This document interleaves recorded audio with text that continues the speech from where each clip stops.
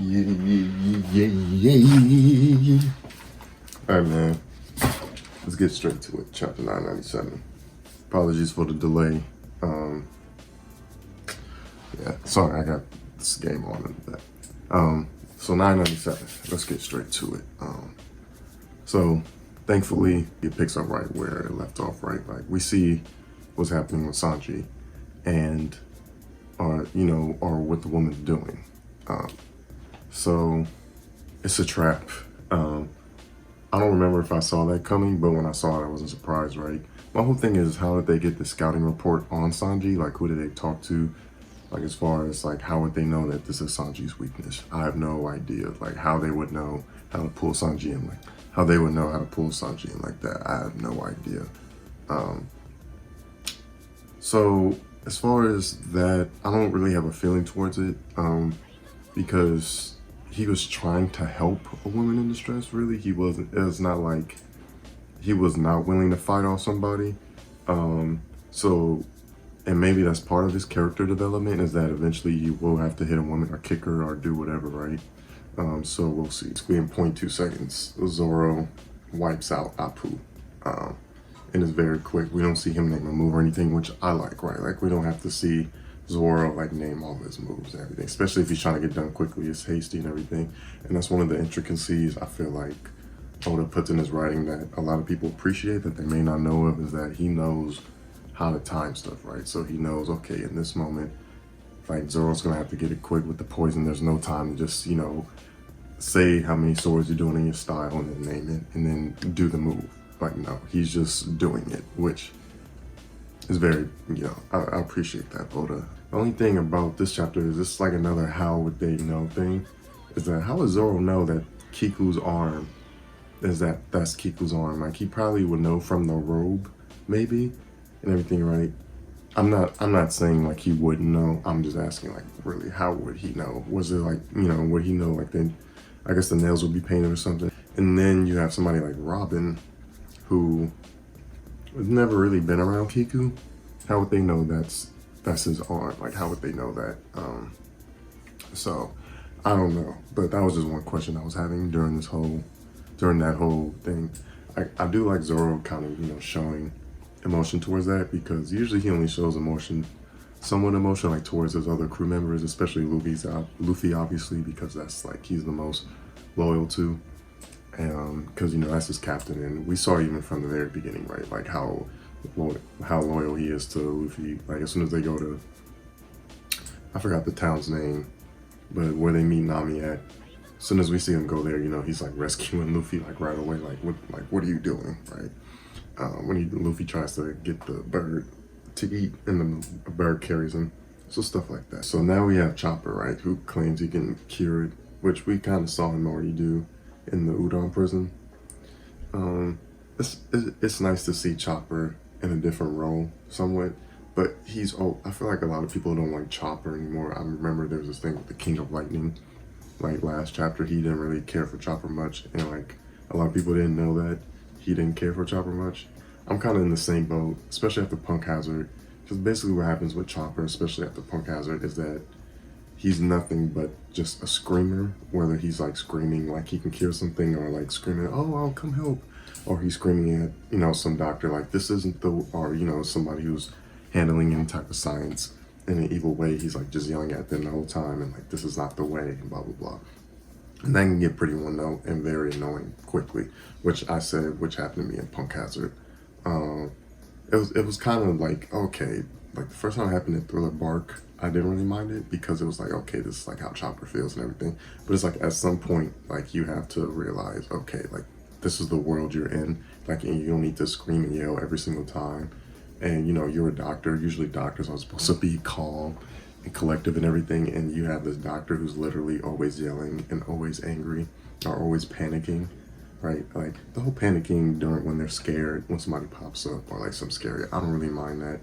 The only character I really get annoyed with that is Usopp, because it's like a similar thing. It's like, Usopp wants to be brave, but he's always like yelling or like being super scared or nervous, right, for the most part. And it's like, okay, well, you know what you signed up for, and it's been how many, especially after the time skip, it's like, okay, you survived in this jungle for how many years, and everything, and you're still like, oh, this big intimidating thing I'm terrified of. So I feel like that's the thing with Chopper. So we'll see. They are doing a little bit more. He gets a little speech in. Once again, I do believe at some point a part of Kaido's army will turn against him, and this might be in Chopper's speech saying he's going to heal both sides. It's probably going to be another turning point. I feel like Oda just keeps giving us notes and notes and notes and levels and levels and levels that eventually, like, part of Kaido's army is going to turn on him, right? So at this point, I think it's basically a guarantee it's going to happen. It's probably going to be that. And we really haven't seen Chopper that important either. You know, he like cures people and all that, and like that is important. But as far as like, you know, from a story, I want to say stories, but you know, like having his moment, they give Chopper very little moments. His moment is kind of like to heal, to heal, to heal. And I feel like, and a lot of people feel that way with Robin too, right? Like as far as her fighting, they feel like she's not getting a lot of moments. But I feel like Robin's big moment is going to come at the end when she's able to read the poneglyphs and find the One Piece. Robin's probably gonna have the biggest moment, arguably the biggest moment before they find the One Piece, right? Because they need Robin to find them. They can beat whoever. If they don't have Robin, they're not going to be able to figure out the One Piece or how to get it, or what's the secret once they get to the One Piece. So I feel like that's but with Chopper, I feel like, you know, this could be his big moment, and his big moment could be turning part of Kaido's army towards their side as well. So we'll see, or at least against Queen, right? Or at least against Queen, right? So, all right. So the last part of the chapter is the big shocker, which is Kaido lifting up the island. Now, I said in the past video that I believe Act 3 is going to end with somehow them getting off the island in a way. Obviously, that's not going to happen anymore because he's moving the island towards Wano, unless somehow they foil that plan.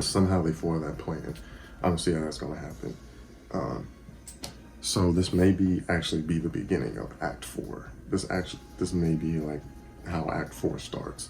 And Act 4 is literally just a continuation of this battle. It's nonstop, which will kind of be balanced out now once you think about it, because the first 2 acts of Wano are basically like no action, right? It's all build up. Like there's little fights, and if the fights happen, they're about a half a chapter, right? They're about a half a chapter each, or at the most a chapter. But I believe for most of them, they probably were a half a chapter in like total pages and everything, right? Like, so with that, so you have the first 2 chapters where it's just no fighting, like all build up to the raid, right?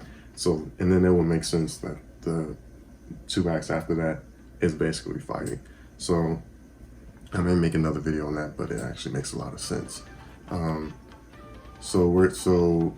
as expected not as expected, but we kind of anticipated this, or as a possibility, we are going to be in the Fire Festival as well in Wano, which will make sense, right? Because Oda wouldn't just have these 2 separate things happening and then, you know, the raid, but we're only focused on the raid or on one side of it. So obviously we're gonna find our way back to the festival somehow.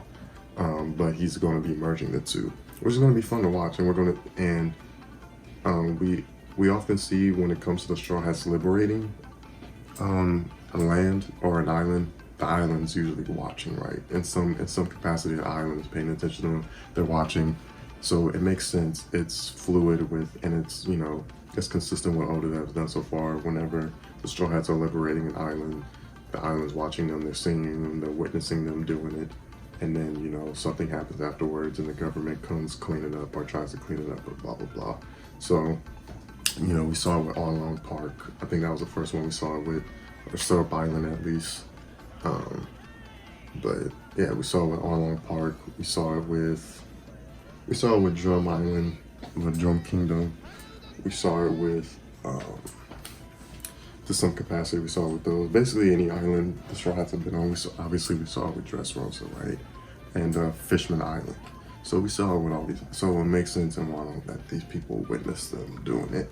And that's another reason why I believe Act 4 is going to be one big fight. I believe at some point they're going to get rid of like all all the goons, like all the army and everything, they're gonna be done. I think the Scabbards are done. I think Act 3 was basically about the Scabbards. I think the story is basically done at this point, trying to fight Kaido and all that. They may move down to fight the page one and all the top, like all of Kaido's top pirates. But as far as the Scabbards, I believe like them fighting Kaido is done. It's going to be up to Zoro, Luffy, Nami, and all of them. I don't know how they're going to recover either, so they could still possibly like get away somehow during the festival. I don't know. This is probably the most confusing time for any type of theory in the history of storytelling, not just manga, movies, everything. So we have no idea what's going to happen and how they're going to recover, which is great, which is brilliant writing. I'm gonna give this chapter. It was very quick, a lot of pages, but you know the moments were very quick. So I'm gonna give it a 9.5 out of 10. I believe this was a very, very solid chapter. And it's building up more towards, and this chapter is causing a lot of confusion on what's going to happen next, which I love. So give this chapter a 9.5. Let me know what y'all think. Let me know if I missed anything y'all want me to touch on. Peace.